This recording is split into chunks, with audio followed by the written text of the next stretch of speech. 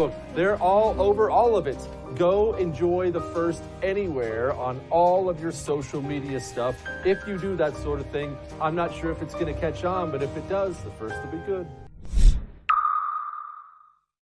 Hey, Snyder Crusaders. On my show, we've been diving deep into the philosophy of what we're fighting against, from Hegel, Marx, the Frankfurt School, all the way today. And once you know all that stuff, everything we're seeing today makes a lot of sense. But we're also diving deep into the principles that we built this country on, right? And what we're fighting for. Our founding fathers didn't just fight against the British. They also fought for specific principles. And that's the same thing we need to be doing today. Oh, also, there's an election coming up soon. So we got lots to talk about. True Story, Mike Slater, please join us every weekday, 11 o'clock Eastern, right here on The First. Hey guys, Dana Lash here, reminding you to download the First TV app right now. With the First TV app, you can watch my show, The Dana Show, live or on demand, anywhere, anytime. The First TV app is available on iOS, Android, Amazon, Fire, Roku, and now Apple TV. Just search for the First TV app in your favorite app store and download it today.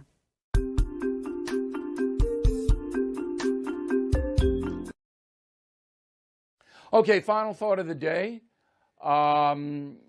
As we reported yesterday, Wednesday, Donald Trump's closing the gap in some of the swing states, and Trafalgar, which was right last time, has him ahead nationally. And Rasmussen has a tie. It's about a tie. And Rasmussen was correct, too. Remember, last time around, 2016, the media favored Hillary Clinton by, huge. If you read The United States of Trump, I have a chapter where Hillary Clinton, I tell you about the dresses she picked out. They had the convention center booked, the fireworks, all the food. They thought they had it on Election Day 2016. Same thing now. Now, I can't predict it. I can't predict it till about Halloween. But I know the president is making a comeback, primarily because Joe Biden is hiding in his house. America, they're not big on that. All right? They think they have it. The Biden people think they have it, so they're keeping Joe away. But tonight, and we'll be back right after the debate for a live analysis.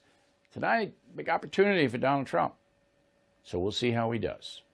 See you in about 90 minutes.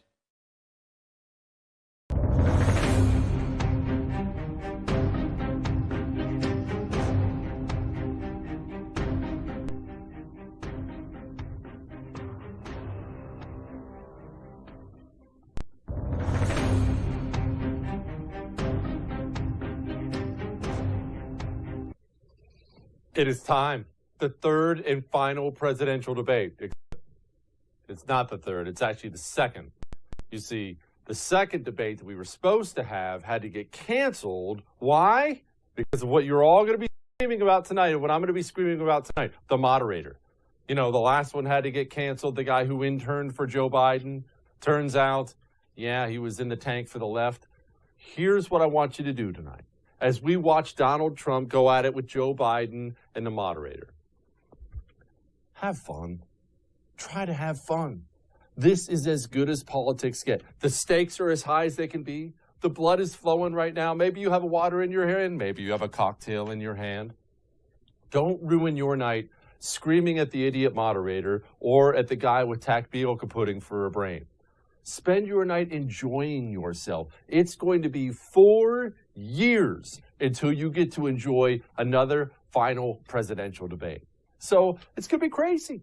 And we know Donald Trump is going to bring up Joe Biden's Hunter Biden problem, Joe Biden's connection overseas. The moderator is going to jump in. Prepare yourself for it now and try to defend Joe Biden from that. Joe Biden's going to do the same thing he's always done and roll out some, that's been discredited thing when it's been discredited by absolutely nobody. Don't let it get to you. Sit back and enjoy the evening. I'm going to enjoy it. And I know, I realize everybody's mad because the moderator just decided miraculously to take foreign policy off the table when Donald Trump really, by any measure, is one of the great foreign policy presidents of the modern era. So it's a miracle they would take that off the table. Don't worry about it. Things you do need to worry about tonight? Nothing. sit back and have fun. Joe Biden is the one with a mountain to climb tonight, not Donald Trump. Remember that. These debates are all about the challenger. Why? Because Donald Trump is known. He's the most known quantity in the entire world. You can't turn on anything without seeing Donald Trump's face on it. Joe Biden has been in Washington since George Washington got inaugurated, and you still don't know enough about him because the guy's never done anything at all. Joe Biden is the challenger. Don't believe those crappy polls. Joe Biden is the one who has to prove himself worthy of being president. And right now, he hasn't. He looks like a confused, frail, kind of nice old man.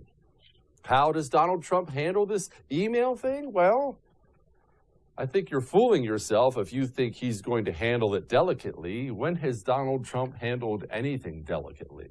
I think he's going to blast Joe Biden with these emails, both barrels right out of the gates, and keep blasting all night long. And he should.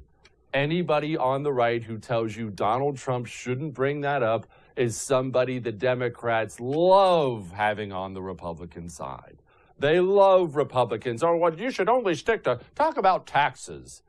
People, if the former vice president of the United States of America used his position to enrich himself and his family, that is the very definition of a big deal. And that is something Donald Trump should absolutely point out tonight and crush Joe Biden with, and I think he will. But more than anything, remember, have fun. It's going to be, what, an hour and a half? You're going to have a great post-debate show with Bill O'Reilly. As soon as Bill wraps up what he's doing, I'm coming on. I'm going to give you an hour of interviews. I'll give you all my thoughts on everything. We're going to have guests that are going to be funny. We're going to enjoy the night. Remember this, enjoy the night. This is fight night. This is as good as it gets. You should have to pay for this stuff, but no. Here in the United States of America, you just get to sit back with a whiskey in your hand and enjoy it all. Fireworks are what this is meant to be. And don't fret if this turns out to be impolite. Of course it's going to be impolite. Politics has never been polite. And don't let anybody convince you there were the old days of decorum. All right, they're on stage. Let's rock and roll. I'll see you after, right here on the first. Major topics at the beginning of each section. Each candidate will have 2 minutes uninterrupted to answer my first question. The debate commission will then turn on their microphone only when it is their turn to answer, and the commission will turn it off exactly when the 2 minutes have expired. After that, both microphones will remain on, but on behalf of the voters, I'm going to ask you to please speak one at a time. The goal is for you to hear each other and for the American people to hear every word of what you both have to say. And so with that, if you're ready, let's start. And we will begin with the fight against the coronavirus. President Trump, the first question is for you. The country is heading into a dangerous new phase. More than 40,000 Americans are in the hospital tonight with COVID, including record numbers here in Tennessee. And since the two of you last shared a stage, 16,000 Americans have died from COVID. So please be specific. How would you lead the country during this next stage of the coronavirus crisis? 2 minutes, uninterrupted. So, as you know, 2.2 million people modeled out were expected to die. We closed up the greatest economy in the world in order to fight this horrible disease that came from China. It's a worldwide pandemic. It's all over the world. You see the spikes in Europe and many other places right now. If you notice, the mortality rate is down 85%. The excess mortality rate is way down and much lower than almost any other country. And we're fighting it, and we're fighting it hard. There is a spike. There was a spike in Florida, and it's now gone. There was a very big spike in Texas. It's now gone. There was a very big spike in Arizona. It's now gone. And there are some spikes and surges in other places. They will soon be gone. We have a vaccine that's coming. It's ready. It's going to be announced within weeks, and it's going to be delivered. We have Operation Warp Speed, which is the military is going to distribute the vaccine. I can tell you from personal experience that I was in the hospital. I had it. And I got better, and I will tell you that I had something that they gave me, a therapeutic, I guess they would call it. Some people could say it was a cure. But I was in for a short period of time, and I got better very fast, or I wouldn't be here tonight. And now they say I'm immune. Whether it's 4 months or a lifetime, nobody's been able to say that, but I'm immune. More and more people are getting better. We have a problem that's a worldwide problem. This is a worldwide problem. But I've been congratulated by the heads of many countries on what we've been able to do. If you take a look at what we've done in terms of goggles and masks and gowns and everything else, and in particular ventilators, we're now making ventilators all over the world, thousands and thousands a month, distributing them all over the world. It will go away, and as I say, we're rounding the turn, we're rounding the corner. It's going away. Okay, former Vice President Biden, to you, how would you lead the country out of this crisis? You have 2 minutes uninterrupted. 220,000 Americans dead. If you hear nothing else I say tonight, hear this. Anyone who's responsible for not taking control, in fact, not saying I take no responsibility initially, anyone who's responsible for that many deaths should not remain as President of the United States of America. We're in a situation where there are 1,000 deaths a day now, 1,000 deaths a day. And there are over 70,000 new cases per day. Compared to what's going on in Europe, as the New England Medical Journal said, they're starting from a very low rate. We're starting from a very high rate. The expectation is we'll have another 200,000 Americans dead between now and the end of the year. If we just wore these masks, the President's own advisors have told him, we could save 100,000 lives. And we're in a circumstance where the President thus far and still has no plan, no comprehensive plan. What I would do is make sure we have everyone encouraged to wear a mask all the time. I would make sure we move in the direction of rapid testing, investing in rapid testing. I would make sure that we set up national standards as to how to open up schools and open up businesses so they can be safe and give them the wherewithal, the financial resources to be able to do that. We're in a situation now where the New England Medical Journal, one of the most serious journals in the whole world, said for the first time ever that the way this president has responded to this crisis has been absolutely tragic. And so, folks, I will take care of this. I will end this. I will make sure we have a plan. President Trump, I'd like to follow up with you in your comments. You talked about taking a therapeutic. I assume you're referencing Regeneron. You also said a vaccine will be coming within weeks. Yes. Is that a guarantee? No, it's not a guarantee, but it will be by the end of the year. But I think it has a good chance. There are two companies, I think, within a matter of weeks, and it will be distributed very quickly. Can you tell us which companies? Johnson & Johnson is doing very well. Moderna is doing very well. Pfizer is doing very well. And we have numerous others. Then we also have others that we're working on very closely with other countries, in particular Europe. Let me follow up with you, and because this is new information, you have said a vaccine is coming soon, within weeks now. Your own officials say it could take well into 2021 at the earliest for enough Americans to get vaccinated. And even then, they say the country will be wearing masks and distancing into 2022. Is your timeline realistic? No, I think my timeline is going to be more accurate. I don't know that they're counting on the military the way I do, but we have our generals lined up, one in particular that's the head of logistics. And this is a very easy distribution for him. He's ready to go as soon as we have the vaccine. And we expect to have 100 million vials. As soon as we have the vaccine, he's ready to go. Vice President Biden, your reaction, and just 40% of Americans say they would definitely agree to take a coronavirus vaccine if it was approved by the government. What steps would you take to give Americans confidence in a vaccine if it were approved? Make sure it's totally transparent. Have the scientists of the world see it, know it, look at it, go through all the processes. And by the way, this is the same fellow who told you this is going to end by Easter last time. This is the same fellow who told you that, don't worry, we're going to end this by the summer. We're about to go into a dark winter. And he has no clear plan, and there's no prospect that there's going to be a vaccine available for the majority of the American people before the middle of next year. President Trump, your reaction, he says you have no plan. I don't think we're going to have a dark winter at all. We're opening up our country. We've learned and studied and understand the disease, which we didn't at the beginning.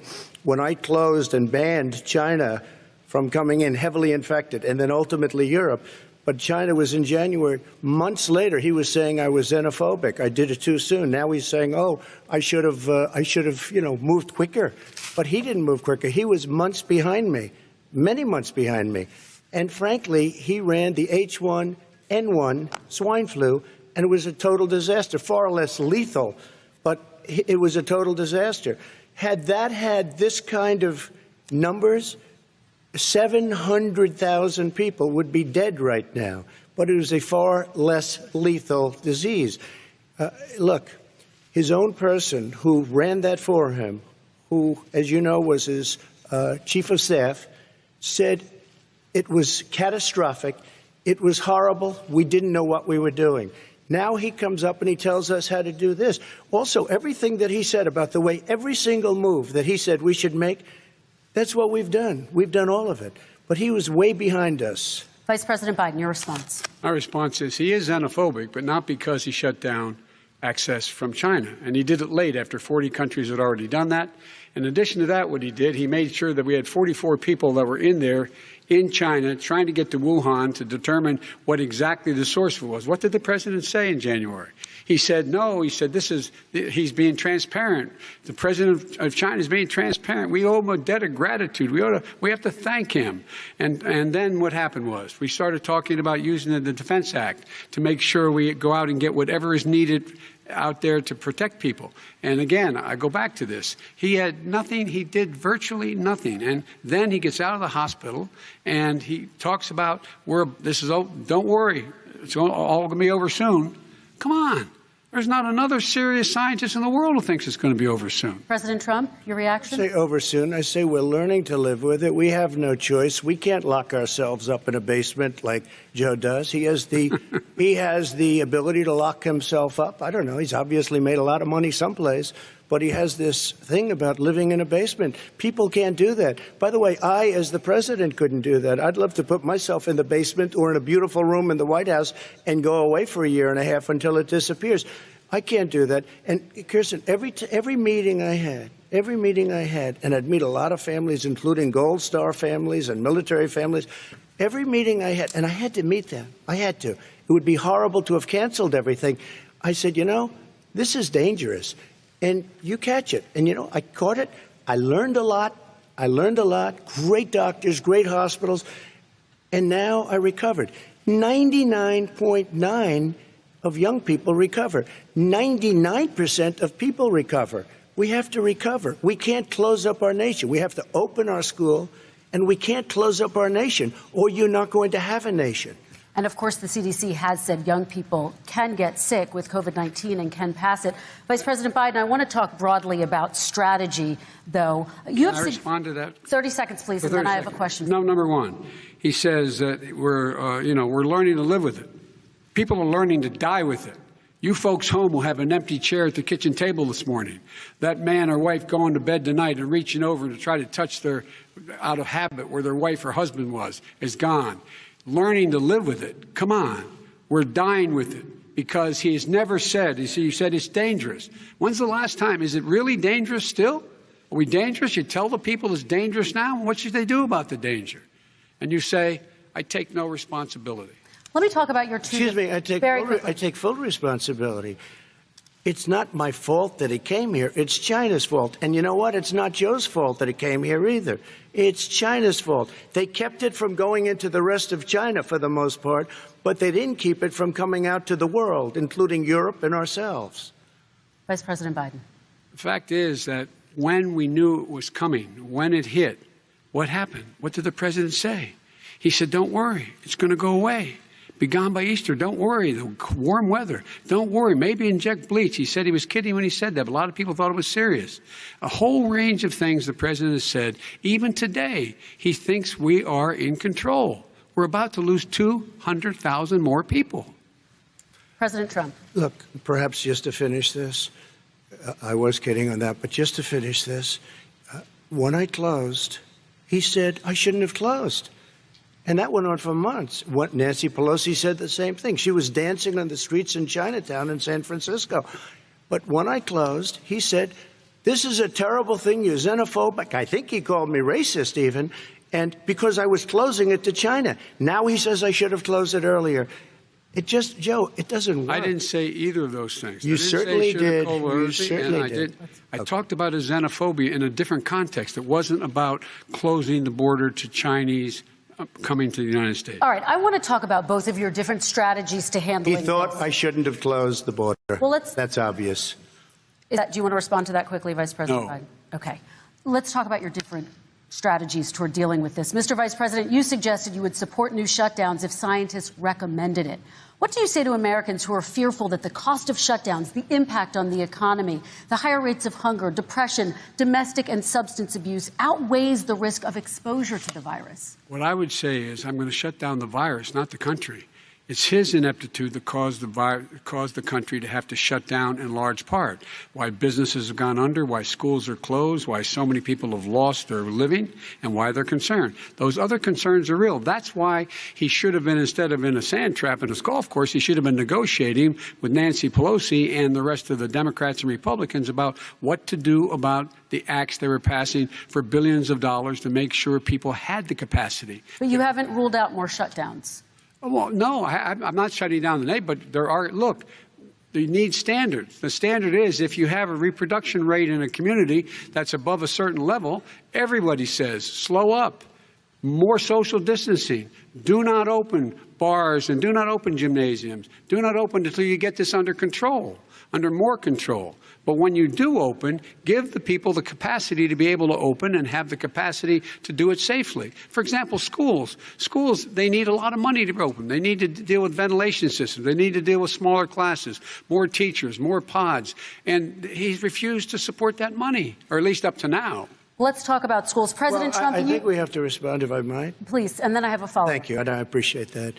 Look, all he does is talk about shutdowns, but forget about him. His Democrat governors, Cuomo in New York, you look at what's going on in California, you look at Pennsylvania, North Carolina, Democrats all, they're shut down so tight and they're dying. They're dying. And he supports all these people. All he talks about is shutdowns. No, we're not going to shut down, and we have to open our schools. And it's like, as an example, I have a young son. He also tested positive. By the time I spoke to the doctor the second time, he was fine. It just went away.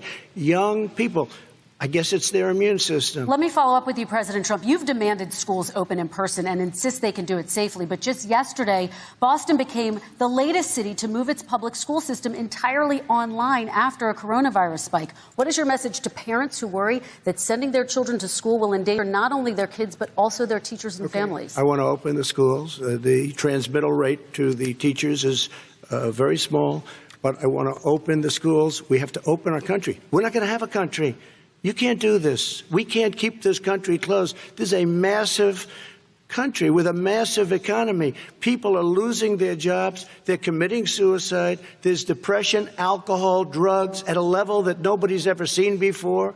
There's abuse, tremendous abuse. We have to open our country.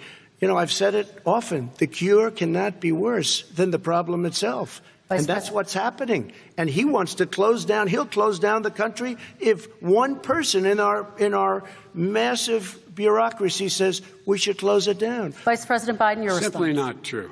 We ought to be able to walk and chew gum at the same time. We ought to be able to safely open, but when they need resources to open. You need to be able to, for example, if you're going to open a business, have social distancing within the business. You need to have, if you have a restaurant, you need to have plexiglass dividers so people cannot infect one another. You need to be in a position where you can take testing rapidly and know whether a person is, in fact, infected. You need to be able to trace. You need to be able to provide all the resources that are needed to do this. And that is not inconsistent with saying that we're going to make sure that we can open safely. And by the way, all you teachers out there, not that many of you are going to die, so don't worry about it. Come on. President Trump, let me follow up with you quickly. By the way, I will say this. If you go and look at what's happened to New York, it's a ghost town. It's a ghost town. And when you talk about plexiglass, these are restaurants that are dying. These are businesses with no money. Putting up plexiglass is unbelievably expensive, and it's not the answer. I mean, you're going to sit there in a cubicle wrapped around with plastic. These are businesses that are dying, Joe. You can't do that to people. You just can't. Take a look at New York and what's happened to my wonderful city for For so many years, I loved it. It was vibrant. It's dying. Everyone's leaving New York. Take a look Vice at what President New Biden. York has done in terms of turning the curve down in terms of the number of people dying. And I don't look at this in terms of the way he does. Blue states and red states. They're all the United States. And look at the states that are having such a spike in the coronavirus. They're the red states. They're the states in the Midwest. They're the states in the upper Midwest. That's where the spike is occurring significantly.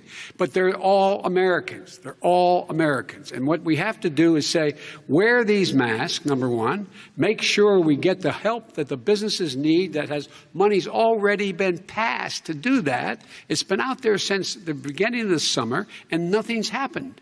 President, New York has lost more than 40,000 people, 11,000 people in nursing homes. President Trump, what when about... you say spike, take a look at what's happening in Pennsylvania, where they've had it closed. Take a look at what's happening with your friend in Michigan, where her husband's the only one allowed to do anything. It's been like a prison. Now it was just ruled unconstitutional. Take a look at North Carolina. They're having spikes, and they've been closed. And they're getting killed financially. We can't let that happen, Joe. You can't let that happen. We have to open up. And we understand the disease. We have to protect our seniors. We have to protect our elderly. We have to protect especially our seniors with heart problems and diabetes problems. And we will protect them. We have the best testing in the world by far. That's why we have so many cases. Let me follow up with you before we move on to our next section. President Trump, this week you called Dr. Anthony Fauci, the nation's best-known infectious disease expert, quote, a disaster. You described him and other medical experts as, quote, idiots. If you're not listening to them, who are you listening to as you fight this? I'm listening to all of them, including Anthony. I get along very well with Anthony. But he did say, don't wear masks. He did say, as you know, this is not going to be a problem. I think he's a Democrat, but that's okay. He said this is not going to be a problem. We are not going to have a problem at all. When Joe says that, I said, Anthony Fauci said, and others, and many others, and I'm not knocking him a lot. Nobody knew. Look, nobody knew what this thing was. Nobody knew where it was coming from, what it was. We've learned a lot. But Anthony said, don't wear masks. Now he wants to wear masks. Anthony also said, if you look back, exact words, here's his exact words. This is no problem. This is going to go away soon. So he's allowed to make mistakes. He happens to be a good person. Vice President Biden, your response quickly, and then we're going to move on to the next section. My response is that think about what the president knew in January and didn't tell the American people. He was told this was a serious virus that spread in the air, and it was much worse than the flu. He went on record and said to one of your colleagues, recorded, that in fact he knew how dangerous it was, but he didn't want to tell us. He didn't want to tell us because he didn't want us to panic. He didn't want us. Americans don't panic. He panicked. But guess what? In the meantime, we find out in the New York Times the other day that, in fact, his folks went to Wall Street and said this is a really dangerous thing. And a memo out of that meeting, not from his administration, but from some of the brokers, said sell short because we got to get moving. It's a dangerous problem. Well, this is I'm going to give you 30 seconds to respond, and then we're going to move on. I don't know. Somebody went to Wall Street. You're the one that takes all the money from Wall Street. I don't take it. You have raised a lot of money, tremendous amounts of money. And every time you raise money, deals are made, Joe. I could raise so much more money. As president and as somebody that knows most of those people, I could call the heads of Wall Street, the heads of every company in America. I would blow away every record, but I don't want to do that because it puts me in a bad position. And then you bring up Wall Street. You shouldn't be bringing up Wall Street because you're the one that takes the money from Wall Street, not me. I could blow away your records that, like you wouldn't believe. We don't need money. We have plenty of money. In fact, we beat Hillary Clinton with a tiny fraction of the money that she was able. All right, gentlemen, we're going to move on. Don't tell me about Wall Street. Average contribution, $43. All right, we're going to move on to our next section, which is national security. And I do want to start with the security of our elections and some breaking news from overnight. Just last night, top intelligence officials confirmed again that both Russia and Iran are working to influence this election. Both countries have obtained U.S. voter registration information, these officials say, and Iran sent intimidating messages to Florida voters. This question goes to you, Mr. Vice President. What would you do to put an end to this threat? You have 2 minutes uninterrupted. I made it clear, and I ask everyone else to take the pledge. I made it clear that any country, no matter who it is, that interferes in American elections will pay a price. They will pay a price. And it's been overwhelmingly clear this election, I won't even get into the last one, this election, that Russia has been involved, China has been involved to some degree, and now we learn that Iran is involved. They will pay a price if I'm elected. They're interfering with American sovereignty. That's what's going on right now. They're interfering with American sovereignty.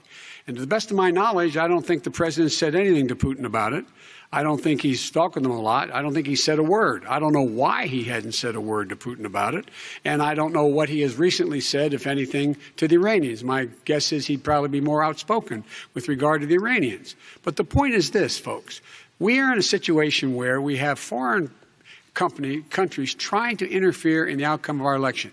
His own national security advisor told him that what is happening with his buddy, I will.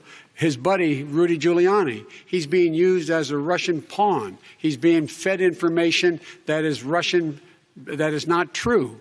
And then what happens? Nothing happens. And then you find out that everything that's going on here about Russia is wanting to make sure that I do not get elected the next president of the United States because they know I know them and they know me. I don't understand why this president is unwilling to take on Putin when he's actually paying bounties to kill American soldiers in Afghanistan, when he's engaged in activities that are trying to destabilize all of NATO.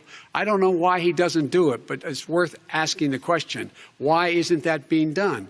Any country that interferes with us will, in fact, pay a price because they're affecting our sovereignty. President Trump, same question to you. Let me ask the question. You're going to have 2 minutes to respond. For 2 elections in a row now, there has been substantial interference from foreign adversaries. What would you do in your next term to put an end to this? 2 minutes uninterrupted. Well, let me respond to the first part as Joe answered. Joe got $3.5 million from Russia, and it came through Putin because he was very friendly with the former mayor of Moscow, and it was the mayor of Moscow's wife. And you got $3.5 million. Your family got $3.5 million. And you know, someday you're going to have to explain, why did you get 3.5? I never got any money from Russia. I don't get money from Russia. Now, about your thing last night, I knew all about that. And through John Ratcliffe, who is fantastic, DNI, he said the one thing that's common to both of them, they both want you to lose because there has been nobody tougher to Russia. Between the sanctions, nobody tougher than me on Russia. Between the sanctions, between all of what I've done with NATO, you know, I've got the NATO countries to put up an extra $130 billion, going to $420 billion a year. That's to guard against Russia. I sold, while he was selling pillows and sheets, I sold tank busters to Ukraine. There has been nobody tougher on Russia than Donald Trump. And I'll tell you, they were so bad. They took over the submarine port. You remember that very well. During your term, during you and Barack Obama, they took over a big part of what should have been Ukraine. You handed it to them, but you were getting a lot of money from Russia. They were paying you a lot of money, and they probably still are. But now, with what came out today, it's even worse. All of the emails, the horrible emails of the kind of money that you were raking in, you and your family. And, Joe, you were vice president when some of this was happening, and it should have never happened. And I think you owe an explanation to the American people.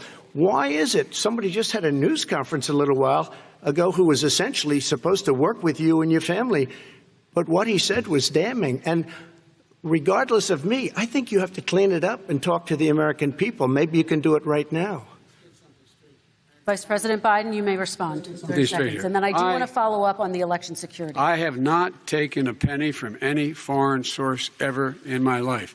We learned that this president paid 50 times the tax in China, has a secret bank account with China, does business in China, and in fact is talking about me taking money. I have not taken a single penny from any country whatsoever, ever. Number one. Number two, this is a president, I have released all of my tax returns, 22 years. Go look at them. 22 years of my tax return. You have not released a single solitary year of your tax return. What are you hiding? Why are you unwilling? The foreign countries are paying you a lot. Russia's paying you a lot. China's paying you a lot. And your hotels and all your businesses all around the country. all around the world. And China's building a new road to a new a golf course you have overseas. So what's going on here? Why don't release your tax return or stop talking about corruption? President Trump, your response. First of all, I called my accountants under audit. I'm going to release them as soon as we can. I want to do it, and it'll show how successful, how great this company is. But much more importantly than that, people were saying $750. I asked them a week ago, I said, what did I pay? They said, sir, you prepaid tens of millions of dollars. I prepaid my tax. Tens over the last number of years. Tens of millions of dollars I prepaid because at some point they think it's an estimate. They think I may have to pay tax. So I already prepaid it. Nobody told me that. Did your accountant Nobody tell told you that. Excuse them? me. And it wasn't written whenever they write this. They keep talking about $750, which I think is a filing fee.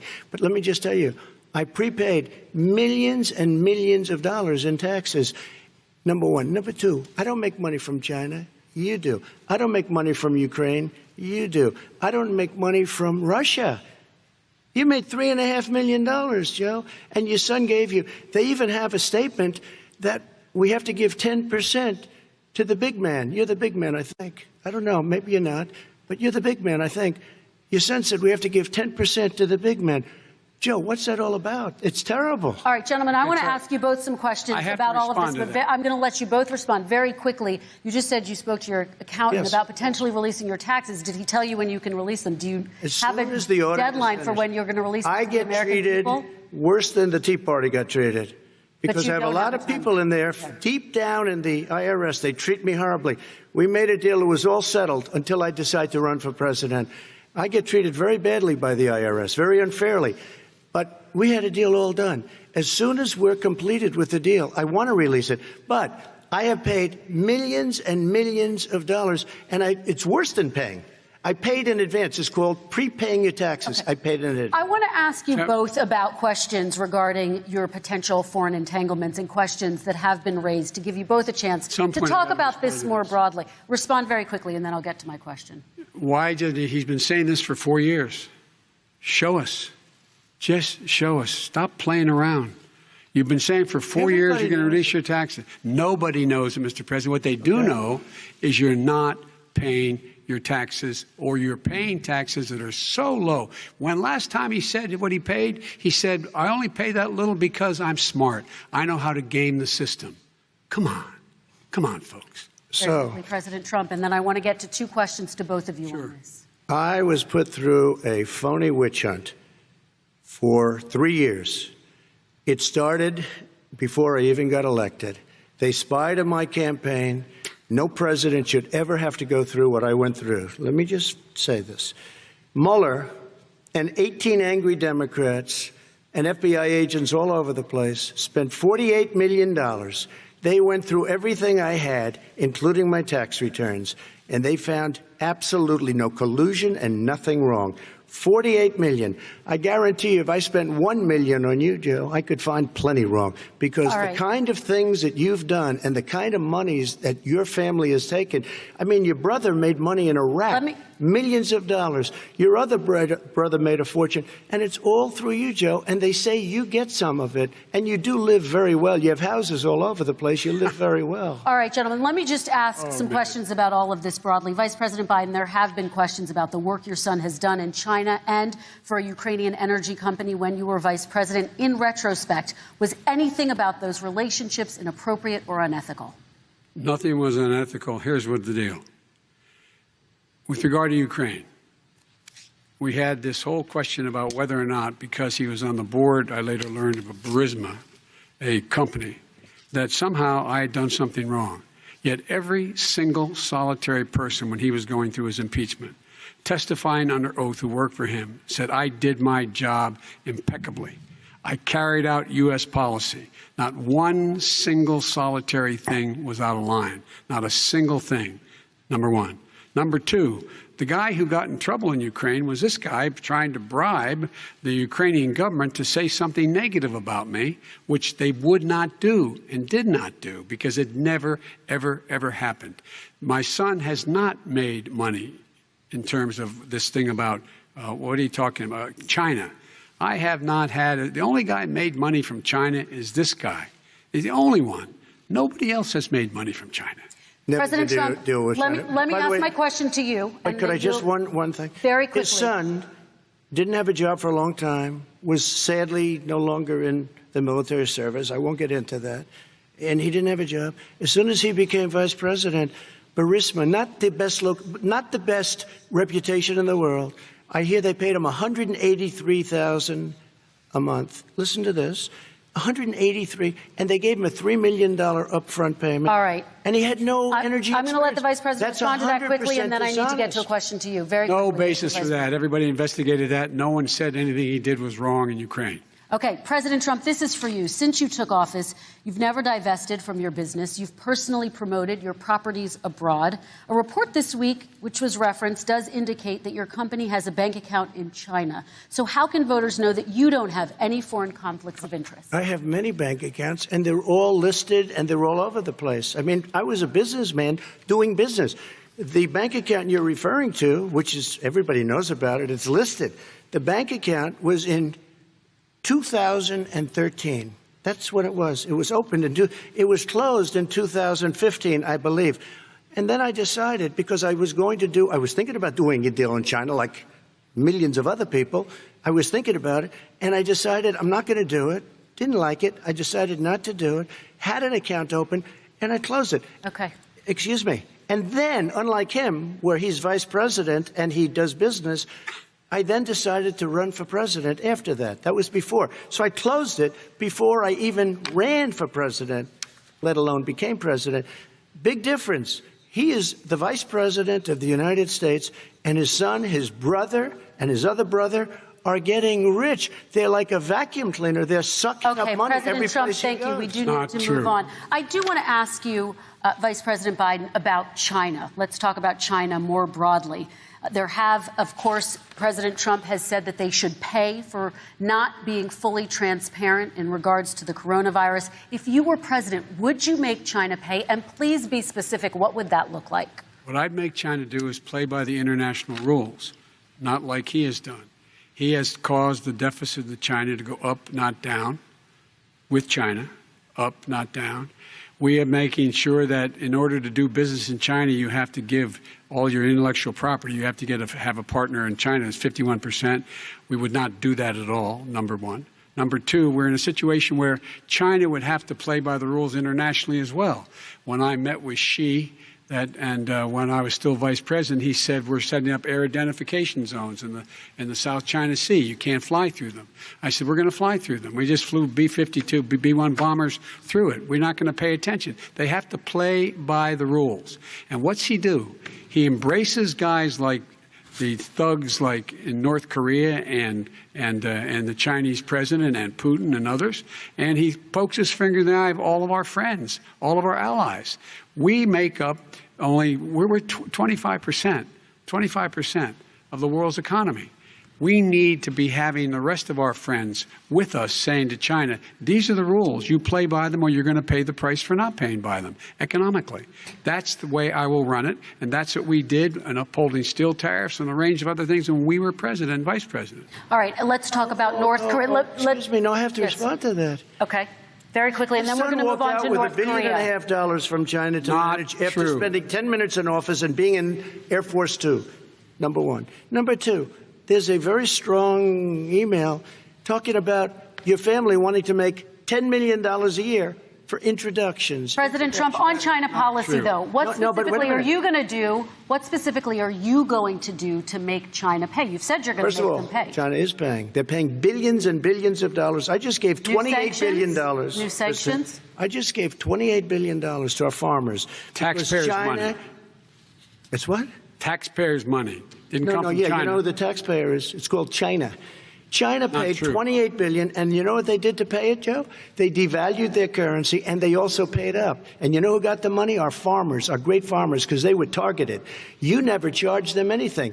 Also, I charged them 25% on dumped steel because they were killing our steel industry. We were not going to have a steel industry. Okay. And now we have a steel industry. Okay, Vice President Biden, your response, please. My response is, look, this isn't about – there's a reason why he's bringing up all this malarkey. There's a reason for it. He doesn't want to talk about the substantive issues. It's not about his family and my family. It's about your family. And your family's hurting badly. If you're making less than, if you're a middle-class family, you're getting hurt badly right now. You're sitting at the kitchen table this morning deciding, well, we can't get new tires, they're bald because we have to wait another month or so. Or are we going to be able to pay the mortgage? Or who's going to tell her she can't go back to community college? They're the decisions you're making in the middle-class families like I grew up in Scranton and Claymont. They're in trouble. We should be talking about your families, but that's the last thing he wants to talk about.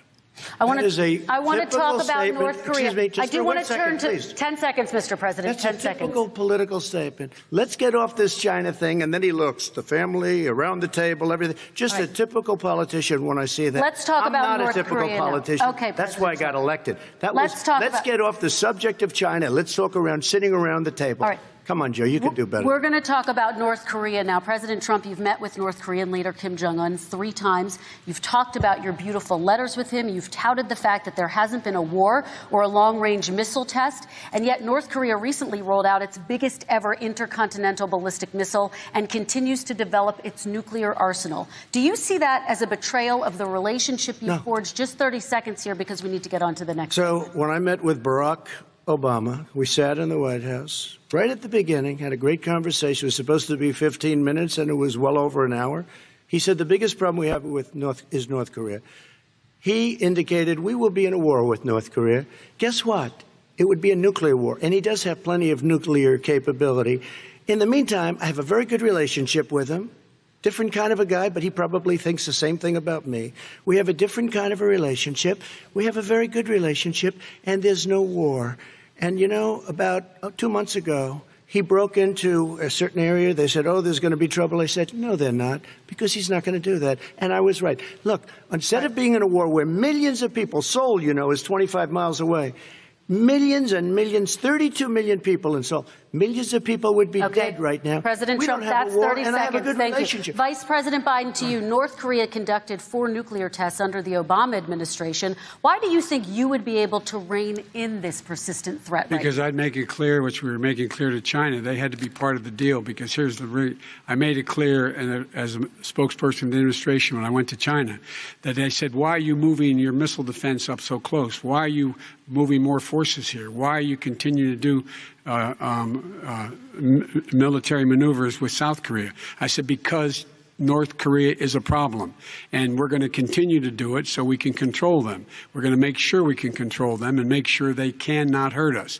And so if you want to do something about it, step up and help. If not, it's going to continue. What has he done? He's legitimized North Korea. He's talked about his good buddy, who's a thug, and he talks about how we're better off. And they have much more capable missiles, able to reach U.S. territory much more easily than ever did before. Let me follow up with you, Vice President Biden. You've said you wouldn't meet with Kim Jong-un without preconditions. Are there any conditions under which you would meet with him? On the condition that he would agree that he would be drawing down his nuclear capacity to get the Korean Peninsula should be nuclear-free zone. All right, let's move on to American families. Kristen, they tried Very to quickly, meet with 10 him. seconds, President. They tried to meet with him. He wouldn't do it. He didn't like Obama. He didn't like him. He wouldn't do it. Okay, I got to give him a chance to respond to that before we move on. And that's okay. You know what, North Korea, we're not in a war. We have a good relationship. You know, people don't understand. Having a good relationship with leaders of other countries is a good thing. We have a lot of questions to get to. That's like saying we had a good relationship with Hitler before he, in fact, invaded Europe, the rest of Europe. Come on. The reason he would not meet with President Obama is because President Obama said, we're going to talk about denuclearization. We're not going to legitimize you, and we're going to continue to put stronger and stronger sanctions on you. That's why he wouldn't meet with us. All right, and it didn't happen. Let's move on and talk about American families. He left me a mess, Kristen. President Trump, okay, we do need to move on. They left me a mess. North Korea was a mess. And in fact, if you remember the first 2 or 3 months, there was a very dangerous period in my first 3 months before we sort of worked things out a little bit. Okay. There was a they left us a mess. And Obama would be, I think, the first to say it was the single biggest problem he thought that our country had. Okay, let's move on to American families and the economy. One of the issues that's most important to them is health care, as you both know. Today, there was a key vote on a new Supreme Court Justice, Amy Coney Barrett, and health care is at the center of her confirmation fight. Over 20 million Americans get their health insurance through the Affordable Care Act. It's headed to the Supreme Court, and your administration, Mr. President, is advocating for the court to overturn it. If the Supreme Court does overturn that law, those 20 million Americans could lose their health insurance almost overnight. So what would you do if those people have their health insurance taken away? You have 2 minutes uninterrupted. Sure. First of all, I've already done something that nobody thought was possible. Through the legislature, I terminated the individual mandate. That is the worst part of Obamacare, as we call it. The individual mandate where you have to pay a fortune for the privilege of not having to pay for bad health insurance. I terminated. It's gone. Now it's in court because Obamacare is no good. But then I made a decision. Run it as well as you can to my people, great people. Run it as well as you can. I could have gone the other route and made everybody very unhappy. They ran it. Premiums are down. Everything's down. Here's the problem. No matter how well you run it, it's no good. What we'd like to do is terminate it. We have the individual mandate done. I don't know that it's going to work. If we don't win, we will have to run it, and we'll have Obamacare, but it'll be better run. But it no longer is Obamacare, because without the individual mandate, it's much different. Pre-existing conditions will always stay. What I would like to do is a much better health care, much better, will always protect people with pre-existing. So I'd like to terminate Obamacare, come up with a brand new, beautiful health care. The Democrats will do it because there'll be tremendous pressure on them, and we might even have the House by that time, and I think we're going to win the House, okay? You'll see, but I think we're going to win the House. But come up with a better health care, always protecting people with pre-existing conditions. And one thing very important, we have 180 million people out there that have great private health care. Far more than we're talking about with Obamacare. Joe Biden is going to terminate all of those policies. These are people that love their health care, people that have been successful, middle-income people, been successful. They have 180 million plans, 180 million people, families, under what he wants to do, which will basically be socialized medicine. He won't even have a choice. They want to terminate 180 million plans. We have done an incredible job there. And we're going to do even better. Okay. Vice President Biden, yes, this is for you. Your health care plan calls for building on Obamacare. So my question is, what is your plan if the law is ruled unconstitutional by the Supreme Court? You have 2 minutes uninterrupted. What I'm going to do is pass Obamacare with a public option.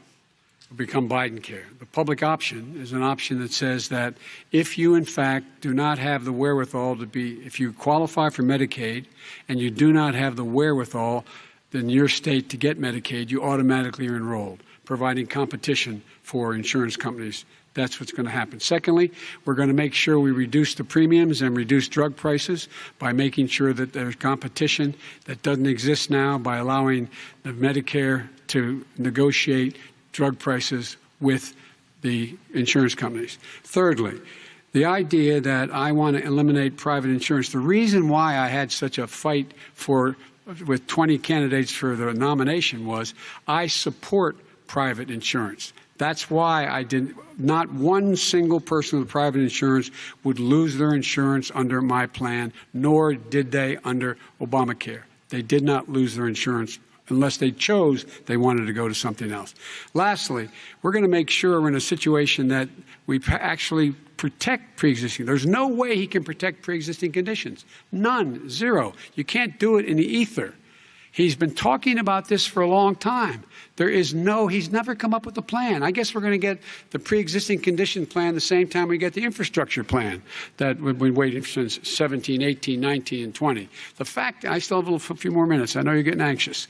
The fact is that he's already cost the American people, because of his terrible handling of the COVID virus and the economic spillover, 10 million people have lost their private insurance. And he wants to take away 22 million more people who have it under Obamacare, and over 110 million people with pre-existing conditions. And all the people from COVID are going to have pre-existing conditions. What are they going to do? I have a follow-up for you, Vice President Biden. It relates to something that President Trump said. He's accusing you of wanting socialized medicine. What do you say to people who have concerns that your health care plan, which includes a government insurance option, takes the country one step closer to a health care system run entirely by the government? What's your response to it's them? ridiculous. It's like saying that, we're the idea that the fact that there's a public option that people can choose, that makes it a socialist plan. Look, the difference between the president, I think health care is not a privilege, it's a right. Everyone should have the right to have affordable health care. And I am very proud of my plan. It's gotten endorsed by all the major labor unions as well as a whole range of other people who, in fact, are concerned in the medical field. This is something that's going to save people's lives, and this is going to give some people an opportunity to have health care for their children. How many of you home are worried and rolling around in bed tonight wondering what in God's name you're going to do if you get sick because you've lost your home insurance, your health insurance, your company's gone under? We have to provide health insurance for people at an affordable rate, and that's what I do. President Trump, Excuse me, he was your there response. for 47 years. He didn't do it. He was now there as vice president for 8 years, and it's not like it was 25 years ago. It was 3 3/4. It was just a little while ago, right? Less than 4 years ago. He didn't do anything. He didn't do it. He wants socialized medicine, and it's not that he wants it. His vice president, she is more liberal than Bernie Sanders and wants it even more. Bernie Sanders wants it. The Democrats want it. You're going to have socialized medicine, just like you went with fracking. We're not going to have fracking. We're going to stop fracking. We're going to stop fracking. Then he goes to Pennsylvania after he gets a nomination, where he got very lucky to get it. And he goes to Pennsylvania and he says, oh, we're going to have fracking. And you never asked that question. And by the way, so far, I respect very much the way you're handling this, I have to say. By the way, but somebody should ask the question. You can ask he goes for a year. There will be no fracking. We have a number of topics we're going to get to. That's a big question. We're going to get to. We're going to get to. It's the same thing with socialized medicine. I have to respond. Vice President, your response, please. My response is people deserve to have affordable health care, period. Period, period, period. And the Biden care proposal will, in fact, provide for that affordable health care, lower premiums. What we're going to do is going to cost some money. It's going to cost over $750 billion over 10 years to do it. And they're going to have lower premiums. You can buy into the better plans, the cheaper plans, lower your premiums, deal with unexpected billing, and have your drug prices drop significantly. He keeps talking about it. He hasn't done a thing for anybody on health care. Not a thing. Kristen, when Very he quickly, says, then I want to talk when about he what's says happening public on Capitol option, Hill. he's talking about socialized medicine. And when he and health care, when he talks about a public option, he's talking about destroying your Medicare, totally destroyed, and destroying your Social Security. And this whole country will come down. You know, Bernie Sanders tried it in his state. He tried it in his state. His governor was a very liberal governor. They wanted to make it work. Okay, let's let Vice President Biden respond. It doesn't Vice work. President He's Biden, a very your confused response. guy. He thinks he's running against somebody else. He's running against Joe Biden. I beat all those other people because I disagreed with them. Joe Biden he's running against. And the idea that we're in a situation that they're going to destroy Medicare, this is the guy that the actuary at Medicare said, if in fact, at Social Security, if in fact he continues to withhold his plan to withhold the tax on Social Security will be bankrupt by 2023 with no way to make up for it. This is the guy who's tried to cut Medicare. So the idea that Donald Trump is lecturing me on Social Security and Medicare, come on. He tried to get 10 rid of, seconds, he Mr. tried to President, hurt and then I Social have to go to Security another years question. ago. Go back and look at the records. He tried to hurt Social Security years ago. All right, let's move on. This I'm is going to the move guy on. that when they announced Mr. President, I have to move on to the next question. They said or the else stock we're not market going to will have time boom to talk about it. if I'm elected. If he's elected, the stock market will crash. Okay, let's The biggest move on to the analysts are next saying that. question very quickly. Look, the idea that the stock market is booming is his only measure of what's happening. Where I come from in Scranton and Claymont, the people don't live off of the stock market. Just in the last three years during this crisis, the billionaires in this country made, according to the Wall Street, $700 billion more. $700 billion more, because that's his only measure. What happens to the ordinary people out there? what happens to them? Let's talk about what's happening on Capitol Hill. We're going to move on. 401ks are through the roof. We're going to move on. Stock are through the roof. All right. And he doesn't come from Scranton. That's like he lived there for a short period of time before he even knew it. We're going to move on to and the he next left. question. And the people of Pennsylvania Let me will move show on you to my that. next question, They gentlemen. understand. As of tonight, more than 12 million people are out of work. And as of tonight, 8 million more Americans have fallen into poverty, and more families are going hungry every day. Those hit hardest are women and people of color. They see Washington fighting over a relief bill. Mr. President, why haven't you been able to get them the help they need? 30 seconds here. Because Nancy Pelosi doesn't want to approve it. I do. But you're the president. I do, but I still have to get. Unfortunately, that's one of the reasons I think we're going to take over the House, because of her. Nancy Pelosi doesn't want to approve anything because she'd love to have some victories on a date called November 3rd. Nancy Pelosi does not want to approve it. We are ready, willing, and able to do something. Don't forget, we've already approved 3 plans, and it's gone through, including the Democrats, in all fairness. This one she doesn't want. It's near the election because she thinks it helps her politically. I think it hurts her politically. All right, Mr. Vice President. You know, the Republican leader in the United States Senate said he can't pass it. He will not be able to pass it. He does not have Republican votes. Why isn't he talking to his Republican friends? Let me follow up with you, Vice President. If we made a Biden, deal, because the let me Republicans ask will Vice President Biden a question. You are the leader of the Democratic Party. Why have you not pushed the Democrats to get a deal for the American people? Well, I have, and they have pushed it. Look, they passed this act all the way back in the beginning of the summer. This is like it's not new. It's been out there. This HEROES Act has been sitting there. And look at what's happening. When I was in charge of the Recovery Act with $800 billion, I was able to get $145 billion to local communities that have to balance their budgets and states that have to balance their budgets, so then have to fire firefighters, teachers, first responders, law enforcement officers, so they could keep their cities and counties running. He will not support that. They have not done a thing for them. And Mitch McConnell said, let them go bankrupt. Let them go bankrupt. Come on. What's the matter with these guys? The bill that was passed in the House was a bailout of badly run, high-crime, Democrat, all run by Democrats, cities and states. It was a way of getting a lot of money, billions and billions of dollars to these states. It was also a way of getting a lot of money from our people's pockets to people that come into our country illegally. We were going to take care of everything for them. And what that does, and I'd love to do that, I'd love to help them, but what that does, everybody all over the world will start pouring into our country. We can't do it.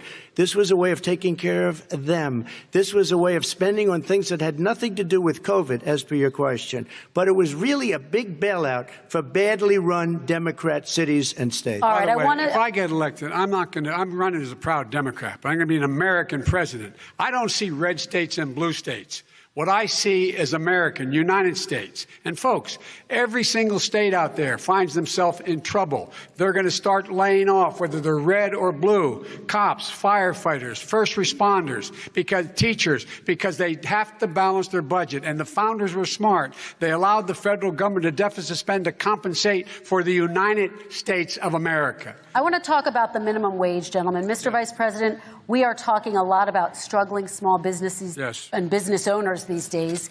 Do you think this is the right time to ask them to raise the minimum wage? You, of course, support a $15 federal minimum wage. I do, because I think one of the things we're going to have to do is we're going to have to bail them out, too.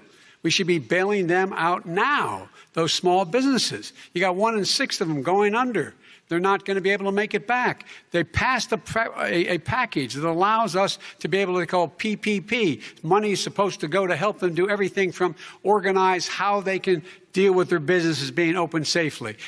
Schools, how they can make classrooms smaller, how they can hire more teachers, how they can put ventilation systems in. They need the help. The businesses as well as the schools need the help. But these guys will not help them.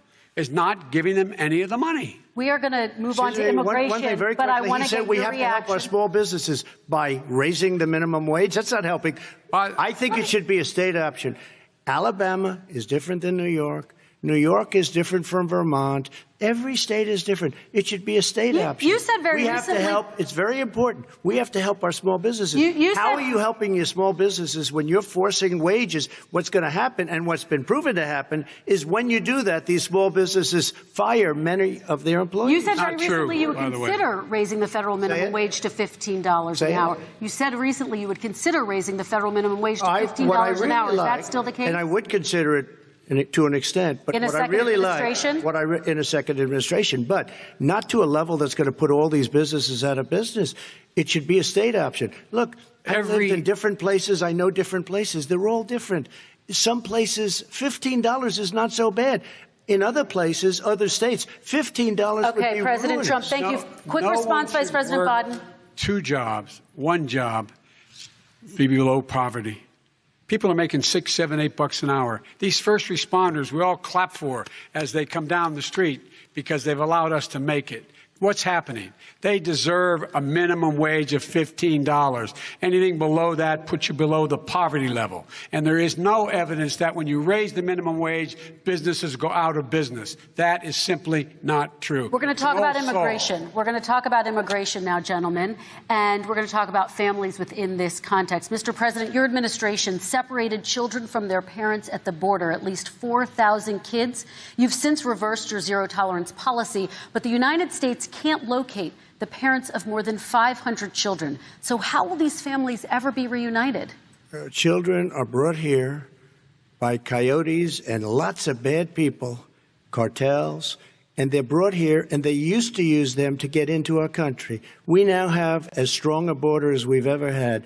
We're over 400 miles of brand new wall. You see the numbers, and we let people in, but they have to come in legally, and they come in through merit. But how will you reunite these kids with their families, let me just tell you, Mr. President? They built cages. You know, they used to say, I built the cages, and then they had a picture in a certain newspaper, and it was a picture of these horrible cages, and they said, look at these cages. President Trump built them, and then it was determined they were built in 2014. That was him. Do you have a plan to reunite the kids? Yes, we're working on it we're trying very hard. But a lot of these kids come out without the parents. They come over through cartels and through coyotes and through gangs. Vice President Biden, let me bring you into this conversation. Quick response and then another question to you. These 500-plus kids came with parents. They separated them at the border to make it a disincentive to come to begin with. Real tough. We're really strong. And guess what? They cannot, it's not coyotes didn't bring them over. Their parents were with them. They got separated from their parents. And it makes us a laughing stock and violates every notion of who we are as a nation. Let me ask you a follow-up question. Kristen, they did it. We changed the policy. Your response to that? They did it. We changed. Did not. They built the cages. Who built the cages, Joe? Let's talk about what we're talking about. Who built the cages, Joe? Let's talk about what we're talking about. What happened? Parents were ripped, their kids were ripped from their arms and separated. And now they cannot find over 500 of sets of those parents, and those kids are alone. Nowhere to go. Nowhere to go. It's criminal. It's criminal. Let me ask Kristen, you about I will say this. They went down. We brought reporters, everything. They are so well taken care of. They're in facilities that were so clean. But some of them haven't been reunited with their families. But just ask one question. Who built the cages? I'd love you to ask him that. Who built the cages? Let me ask about your immigration policy, Mr. Vice President. The Obama administration did fail to deliver immigration reform, which had been a key promise during the administration. It also presided over record deportations as well as family detentions at the border before changing course. So why should voters trust you with an immigration overhaul now? Because we made a mistake. It took too long to get it right. It took too long to get it right. I'll be president of the United States, not vice president of the United States. And the fact is, I've made it very clear. Within 100 days, I'm going to send to the United States Congress a pathway to citizenship for over 11 million undocumented people. And all of those so-called dreamers, those DACA kids, they're going to be immediately certified again to be able to stay in this country and put on a path to citizenship.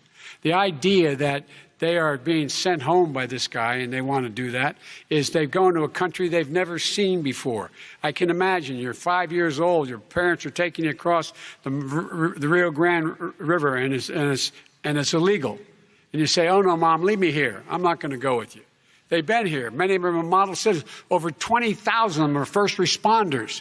out there taking care of people during this crisis. We owe them. We owe them. President Kristen, Trump, he your had reaction. 8 years to do what he said he was going to do. And I've changed without having a specific. We got rid of catch and release. We got rid of a lot of horrible things that they put in and that they lived with. But he had 8 years he was vice president. He did nothing except build cages to keep children in. Vice President Wrong. Biden, your response. The catch and release, you know what he's talking about there? If in fact you had a family came across and they were arrested, they in fact were given a date to show up for their hearing. They were released. And guess what? They showed up for a hearing. And this is the first president in the history of the United States of America that anybody seeking asylum has to do it in another country. That's never happened before in America. That's never happened before in America. You come to the United States and you make your case that I seek asylum based on the following premise, why I deserve it under American law. They're sitting in squalor on the other side of the river. President Trump, your response, so 30 important. seconds, and then we'll move on. It just shows that he has no understanding of immigration or the laws. Catch and release is a disaster. A murderer would come in, a rapist would come in, a very bad person would come in. We would take their name. We have to release them into our country. And then you say they come back. Less than 1% of the people come back. We have to send ICE out and Border Patrol out to find them. We would say, come back in 2 years, 3 years. We're going to give you a court case. You need Perry Mason. We're going to give you a court case. When you say they come back, they don't come back, Joe. They never come back. Only the really, I hate to say this, but those with the lowest IQ, they might come back. Okay, But President they're Trump, very, let's very give few. Vice President Biden a chance to respond, and then we're going to move on to the You next don't know section. the law, Joe. Vice President Biden, your response. Know the law, what he's telling you is simply not true. Well, check it out. They don't come back. Check it out. All right, let's move on But we don't have to the worry next about it because they section. terminated it, so we don't have to worry about it. Let's anymore. move on to the next And you have section. 525 kids not knowing where in God's name they're going to be and lost their parents. Go ahead. All right. Let's talk about our next section, which is race in America. And I want to talk about the way Black and brown Americans experience race in this country. Part of that experience is something called the talk. It happens regardless of class and income. Parents who feel they have no choice but to prepare their children for the chance that they could be targeted, including by the police, for no reason other than the color of their skin. Mr. Vice President, in the next 2 minutes, I want you to speak directly to these families. Do you understand why these parents fear for their children? I do. I do. You know, my daughter is a social worker, and she's written a lot about this. She has her graduate degree from the University of Pennsylvania in social work. And, you know, one of the reasons why I ended up working on the east side of Wilmington, Delaware, which is 90% African-American, was to learn more about what was going on. I never had to tell my daughter, if she's pulled over, make sure she puts, for a traffic stop, put both hands on top of the wheel and don't reach for the glove box because someone may shoot you. But a black parent, no matter how wealthy or how poor they are, has to teach their child when you're walking down the street, don't have a hoodie on when you go across the street. Making sure that you, in fact, if you get pulled over, yes, sir, no, sir, hands on top of the wheel, because you are, in fact, the victim, whether you're a person making child of a $300,000 a year person or someone who's on food stamps. The fact of the matter is there is institutional racism in America. And we have always said, we've never lived up to it, that we hold these truths to be self-evident. All men and women are created equal. Well, guess what? We have never, ever lived up to it, but we've always constantly been moving the needle further and further to inclusion, not exclusion. This is the first president to come along and says, that's the end of that. We're not going to do that anymore. We have to provide for economic opportunity, better education, better health care, better access to schooling, better access to opportunity to borrow money to start businesses. All the things we can do, and I've laid out a clear plan as to how to do those things, just to give people a shot. It's about accumulating the ability to have wealth as well as it is to be free from violence. President Trump, same question to you, and let me remind you of the question. I would like you to speak directly to these families. Do you understand why these parents fear for their children? Yes, I do. And again, He's been in government 47 years. He never did a thing except in 1994 when he did such harm to the black community. And they were called, and he called them super predators. And he said that. He said it, super predators. And they have never lived that down. 1994, your crime bill, the super predators. Nobody has done more for the black community than Donald Trump. And if you look, with the exception of Abraham Lincoln, possible exception, but the exception of Abraham Lincoln, nobody has done what I've done. Criminal justice reform. Obama and Joe didn't do it. I don't even think they tried because they had no chance at doing it. They might have wanted to do it, but if you had to see the arms I had to twist to get that done, it was not a pretty picture, and everybody knows it, including some very liberal people that cried in my office. They cried in the Oval Office. 2 weeks later, they're out saying, gee, we have to defeat him. Criminal justice reform, prison reform, opportunity zones with Tim Scott, a great senator from South Carolina. He came in with this incredible idea for opportunity zones. It's one of the most successful programs. People don't talk about it. Tremendous investment is being made. Biggest beneficiary, the black and Hispanic communities, and then historically black colleges and universities. After 3 years of coming to the office, I love some of those guys. They were great. They came into the office and they said, I said, what are you doing? After 3 years, I said, why do you keep coming back? Because we have no funding. I said, you don't have to come back every year. We have to come back because President Obama would never give them long-term funding. And I did.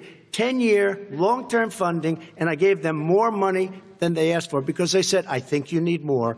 And I said, the only bad part about this is I may never see you again because I got very friendly with them, and they like me and I like them. But I saved historically black colleges and universities. Okay, and we're going to talk about both of your records, but your response to that, Vice President? My response to that is I never, ever said what he accused me of saying.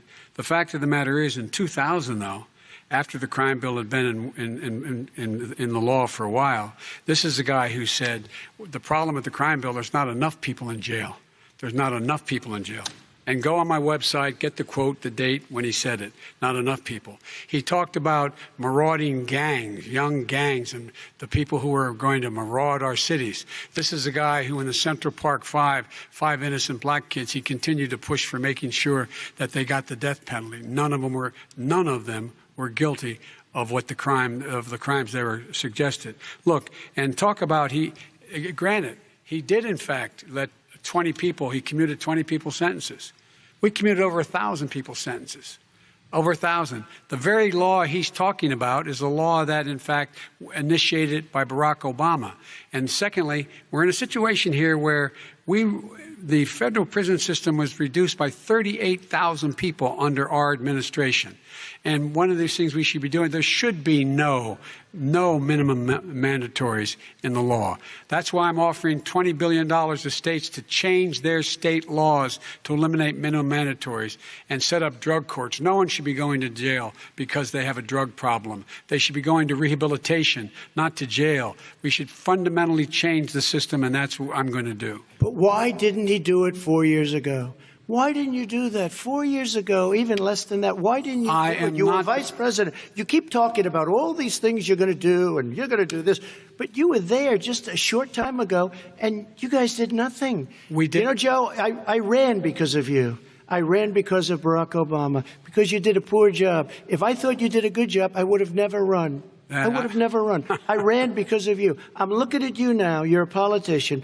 I ran because of you. All right, Vice President Biden, your response to that, and then I do have some questions for both of you. Well, I tell you what, I hope he does look at me, because what's happening here is, you know who I am.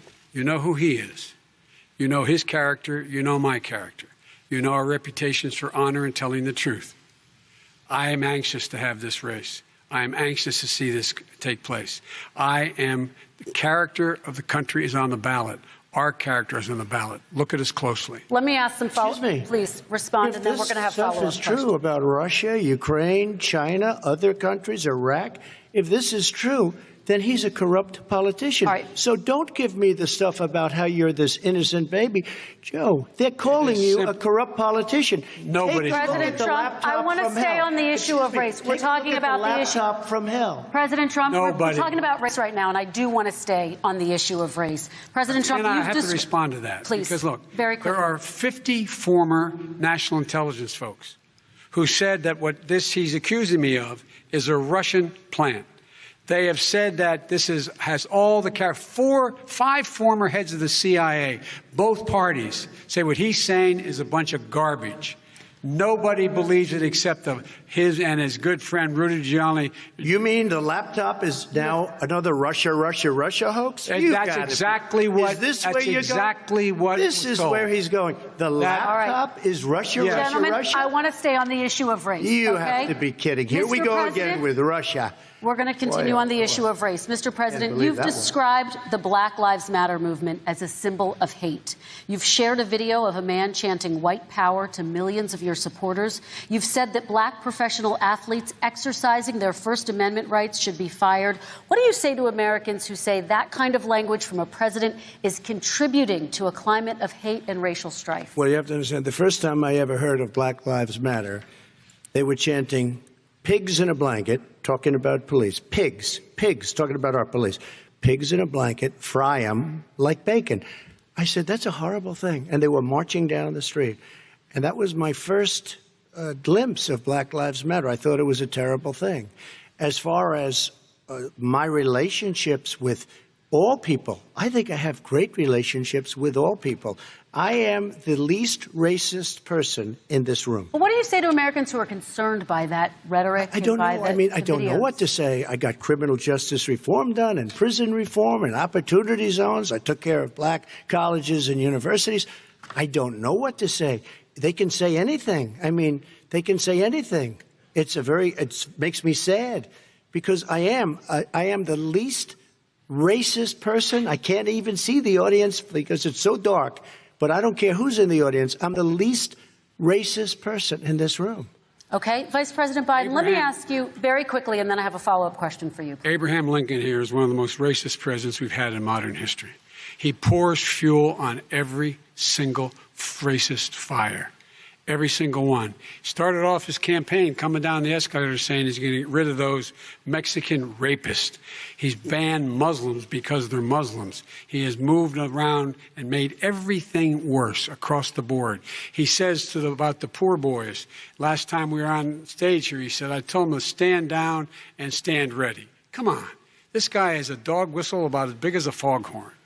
President Trump, I'm going to give you 10 seconds to respond, and then I have a follow-up. You made a reference to Abraham Lincoln. Where did that come in? I mean, You said where you're did that- Abraham Lincoln. No, where did that? No. You said- I said not since Abraham Lincoln has anybody done what I've done for the black community. And I'm saying- I didn't say I'm Abraham Lincoln. I said not since Abraham Lincoln has anybody done what I've done for the black community. Now, you have done nothing other than the crime bill, which put Oh, God.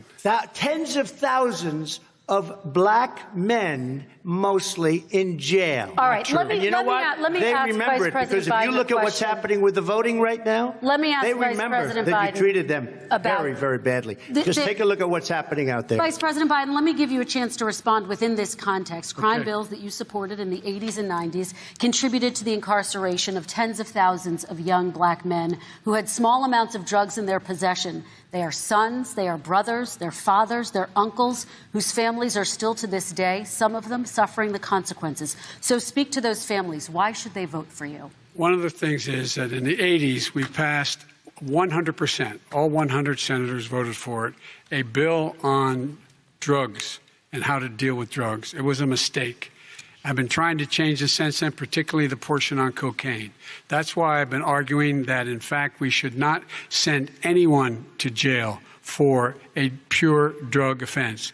They should be going into treatment across the board.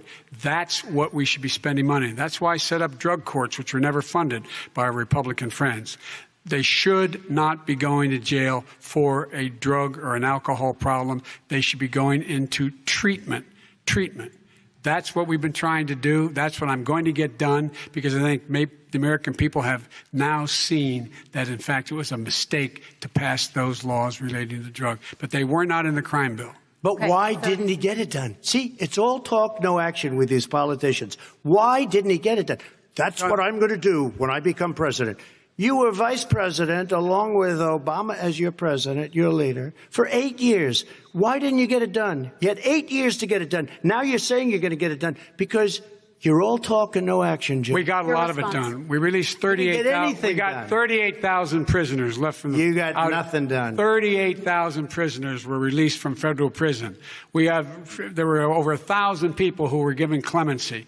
In fact, we're the ones that put in the legislation saying we could look at pattern and practice of police departments and what they were doing, how they were conducting themselves. I could go on, but we began the process. We lost an election. That's why I'm running to win back that election and change his terrible policy. I just asked one question. Why didn't you do it in the 8 years, a short time ago? Why didn't you do it? You just said, I'm going to do that. I'm going to do this. You put tens of thousands of mostly black young men in prison. Now you're saying you're going to undo that. Why didn't you get it done? You had 8 years with Obama. You know why, Joe? Because you're all talk and no action. All right, Vice President Biden, and then we're going to move on to the next section. We had a Republican Congress. That's the answer.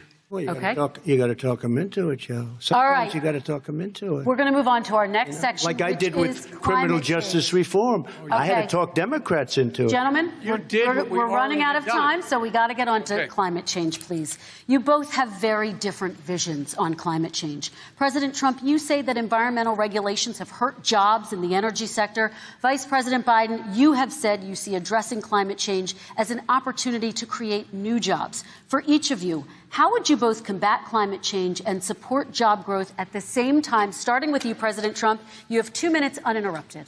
So we have the Trillion Trees program. We have so many different programs. I do love the environment, but what I want is the cleanest, crystal clear water, the cleanest air. We have the best, lowest number in carbon emissions, which is a big standard that I notice Obama goes with all the time. Not Joe. I haven't heard Joe use the term because I'm not sure he knows what it represents or means, but I have heard Obama use it. And we have the best carbon emission numbers that we've had in 35 years under this administration. We are working so well with industry, but here's what we can't do. Look at China, how filthy it is. Look at Russia. Look at India. It's filthy. The air is filthy. The Paris Accord, I took us out because we were going to have to spend trillions of dollars, and we were treated very unfairly. When they put us in there, they did us a great disservice. They were going to take away our businesses. I will not sacrifice tens of millions of jobs, thousands and thousands of companies because of the Paris Accord. It was so unfair. China doesn't kick in until 2030. Russia goes back to a low standard, and we kicked in right away. It would have destroyed our businesses. So, you ready? We have done an incredible job environmentally. We have the cleanest air, the cleanest water, and the best carbon emission standards that we've seen in many, many years. Vice President Biden. And we haven't destroyed our industries. Vice President Biden, 2 minutes to you, uninterrupted. Climate change and climate warming, the global warming, is an existential threat to humanity. We have a moral obligation to deal with it. And we're told by all the leading scientists in the world we don't have much time. We're going to pass the point of no return within the next 8 to 10 years. 4 more years of this man eliminating all the regulations that were put in by us to clean up the climate, to limit limit emissions, will put us in a position where we're going to be in real trouble. Here's where we have a great opportunity. I was able to get both all the environmental organizations as well as labor, the people worried about jobs, to support my climate plan.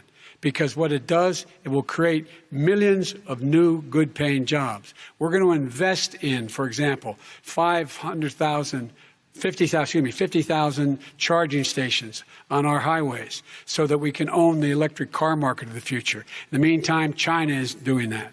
We're going to be in a position where we're going to see to it that we're going to take 4 million existing buildings and 2 million existing homes and retrofit them so they don't leak as much energy, saving hundreds of millions of barrels of oil in the process and creating significant number of jobs. And by the way, the whole idea of what this is all going to do, it's going to create millions of jobs, and it's going to clean the environment. Our health and our jobs are at stake. That's what's happening. And what right now, by the way, Wall Street firms indicated that my plan will in fact create 18.6 million jobs, 7 million more than his. This is from Wall Street. And I'll create $1 trillion more in economic growth than his proposal does. Not on climate, just on the economy. President Trump, your Today came out and said very strongly, $6,500 will be taken away from families under his plan, that his plan is an economic disaster. If you look at what he wants to do, if you look at his plan, his environmental plan, you know who developed it? AOC plus 3. They know nothing about the climate. I mean, she's got a good line of stuff, but she knows nothing about the climate. And they're all hopping through hoops for AOC plus 3. Look, their real plan cost $100 trillion. If we had the best year in the history of our country for 100 years, we would not even come close to a number like that. When he says buildings, they want to take buildings down because they want to make bigger windows into smaller windows. As far as they're concerned, if you had no window, it would be a lovely thing. This is the craziest plan that anybody has ever seen. And this wasn't done by smart people. This wasn't done by anybody. Frankly, I don't even know how it can be good politically. Right. They want to spend $100 trillion. That's their real number. He's trying to say it was 6. It's $100 trillion. They want to knock down buildings and build new buildings with little, tiny, small windows. I mean, and many other things. Okay. And many other things. Let me have the Vice President respond, and we're running out of time, and we have a lot more questions to get to. So let's hear from the Vice President. I have a number more questions. I don't know where he comes from. I don't know where he comes up with these numbers. Queen. $100 trillion. Give me a break. This plan was endorsed by every major environmental group and every labor group. Because they know the future lies. The future lies in us being able to breathe, and they know there are good jobs in getting us there. And by the way, the fastest growing industry in America is solar energy and wind. He thinks wind causes cancer, windmills. It's the fastest growing jobs, and they pay good prevailing wages, $45, $50 an hour. We can grow and we can be cleaner if we go the route I'm proposing. President Trump, please respond, and then I have some follow-up. We are energy independent for the first time. We don't need all of these countries that we had to fight war over because we needed their energy. We are energy independent. I know more about wind than you do. It's extremely expensive, kills all the birds. It's very intermittent. It's got a lot of problems, and they happen to make the windmills in both Germany and China. And the fumes coming up, if you're a believer in carbon emission, the fumes coming up to make these massive windmills is more than anything that we're talking about with natural gas, which is very clean. One other thing. Find me a scientist that said that. I love solar, but solar doesn't quite have it yet. It's not powerful yet to really run our big, beautiful factories that we need to compete with the world. So false. It's all a pipe dream. But you know what we'll do? We're going to have the greatest economy in the world. But if you want to kill the economy, get rid of your oil industry. And what about fracking? All right, let me allow Vice President Biden to respond. I never said I oppose fracking. You said it on tape. I did. Show the tape. Put it on your website. I'll put it on. Put it on the website. The fact of the matter is he's flat lying. Would you rule out banning fracking? I do rule out banning fracking because the answer, we need other industries to transition to get to ultimately a complete zero emissions by 2025. What I will do with fracking over time is make sure that we can capture the emissions from the fracking, capture the emissions from gas. We can do that, and we can do that by investing money in doing it. But it's a transition to that. I have one more question in this pod, and then Excuse me. He was against fracking. He said it. I will show that to you tomorrow. I am against fracking. Until he got the nomination, went to Pennsylvania, then he said, but you know what, Pennsylvania? He'll be against it very soon because his party is totally against it. Fracking on federal land, I said. No fracking or oil on federal land. Let me ask this final question in this section, and then I want to move on to our final section. President Trump, people of color are much more likely to live near oil refineries and chemical plants. In Texas, there are families who worry the plants near them are making them sick. Your administration has rolled back regulations on these kinds of facilities. Why should these families give you another 4 years in office? The families that we're talking about are employed heavily, and they are making a lot of money, more money than they've ever made. If you look at the kind of numbers that we produce for Hispanic, for Black, for Asian, it's 9 times greater, the percentage gain, than it was under, in 3 years, than it was under 8 years of the 2 of them, to put it nicely. 9 times more. Now, somebody lives, I have not heard the numbers or the statistics that you're saying, but they're making a tremendous amount of money economically. We saved it, and I saved it again a number of months ago when oil was crashing because of the pandemic. Okay. We saved it. We got, say what you want about relationship, we got Saudi Arabia, Mexico, and Russia to cut back, way back. We saved our oil industry, and now it's very vibrant again. All right. And everybody has very inexpensive gasoline. Remember Vice President Biden, your response, and then we're going to have a final question for both of you. My response is that those people live on what they call fence lines. He doesn't understand this. They live near chemical plants that, in fact, pollute, chemical plants and oil plants and refineries that pollute. I used to live near that when I was growing up in Claymont, Delaware.